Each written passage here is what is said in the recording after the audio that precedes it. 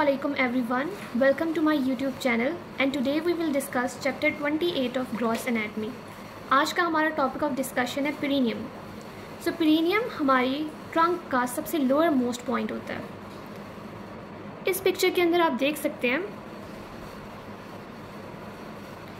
कि ये हमारे पास एक बोनी पेल्विस है।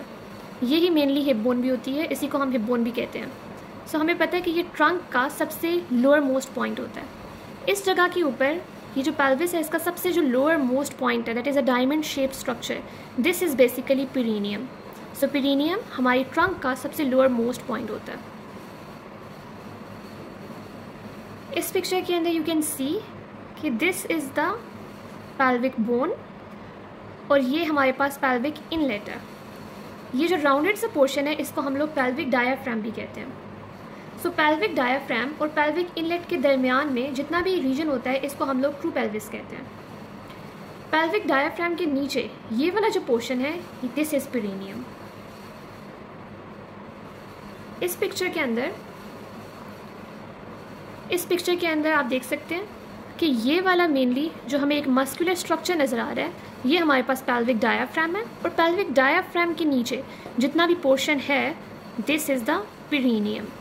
पेरिनियम के अंदर एक्सटर्नल जेनिटल ऑर्गन्स होते हैं। अब हम लोग बात करते हैं पेरिनियम की बाउंड्रीज़ के बारे में। तो पेरिनियम की दो बाउंड्रीज़ होती हैं, एक होती है सुपरफिशियल बाउंड्रीज़ और एक होती है डीप बाउंड्रीज़। अगर हम सुपरफिशियल बाउंड्रीज़ को देखें तो ये है मेल पेरिनियम और यहाँ पे फीमेल पेरिनियम को डिस्कस किया हुआ है। सो मेल पेरिनियम के केस में this is a diamond shape structure. Perineum anteriorly scrotum के साथ कनेक्टेड है, या इसका रिलेशन एंटीरियरली होता है विद द स्क्रॉटम। और फीमेल्स के केस में एंटीरियरली प्रेजेंट होता है मॉन्स प्यूबिस। तो एंटीरियर बाउंड्रीज इस केस में पीनस बना रही है एंड स्क्रॉटम बना रहा है, but in case of females anterior boundary mons pubis बना रही है। दोनों केसेस में जो मीडियल बाउंड्रीज हैं दोनों साइड पे, वो हमारे पास थाइज बना रही हैं। The medial aspect of thighs, वो इस केस में भी और इस केस में भी इसकी कौन सी बाउंड्रीज बना रही हैं, साइड वाली बाउंड्रीज। और पोस्टीरियर बाउंड्रीज दोनों केस में बना रही होती हैं बटक्स। अब हम इसकी डीप बाउंड्रीज की बात करते हैं। डीप बाउंड्रीज के लिए आप इस डायग्राम को देखें। ये बॉडी की एंटीरियर सरफेस है और ये पोस्टीरियर है। तो anteriorly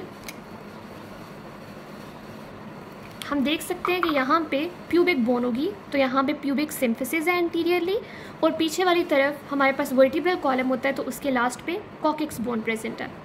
anteriorly pubic symphysis, posteriorly coccyx. अब दोनों तरफ यहाँ पे इस जगह पे होती हैं इस्चियल ट्यूबरोसिटीज़। तो प्यूबिक बोन से लेकर इस्चियल ट्यूबरोसिटी तक जो भी एरिया होता है ना, इसको हम लोग कहते हैं ischiopubic ramus. Similarly ischial tuberosity है और ये कॉक्सिक्स है। तो और यहाँ पे ऊपर कॉक्सिक्स के ऊपर हमें पता है कि सैक्रम लगी हुई होगी, सैक्रम के बाद कॉक्सिक्स आता है। सो सैक्रम से लेकर इस्चियल ट्यूबरोसिटी तक एक लिगामेंट होता है जिसको हम सैक्रोट्यूबरस लिगामेंट भी कहते हैं। तो अगर हम इसकी बाउंड्रीज़ को डिस्कस करें तो first of all anterior boundary इस केस में कौन बना रहा है, प्यूबिक सिम्फिसिस। प्यूबिक सिम्फिसिस जहाँ पे एक एंगुलेशन होती है उसको हम प्यूबिक आर्च कहते हैं। तो एंटीरियर बाउंड्री में हमारे पास आ जाएगी प्यूबिक आर्च, पोस्टीरियर बाउंड्री में हमारे पास आ जाएगी कॉक्सिक्स। इसी तरह से ऑन आइदर साइड हमारे पास बाउंड्रीज़ में क्या आएगा, और ऑन आइदर साइड यहाँ पे प्रेजेंट होगा प्यूबिस से लेकर इस्चियम तक इस्चियो प्यूबिक रेमस, फिर इस्चियल ट्यूबरोसिटी और फिर सैक्रोस्पाइनस लिगामेंट। तो ये हमारे पास साइड्स वाली बाउंड्रीज बन गई।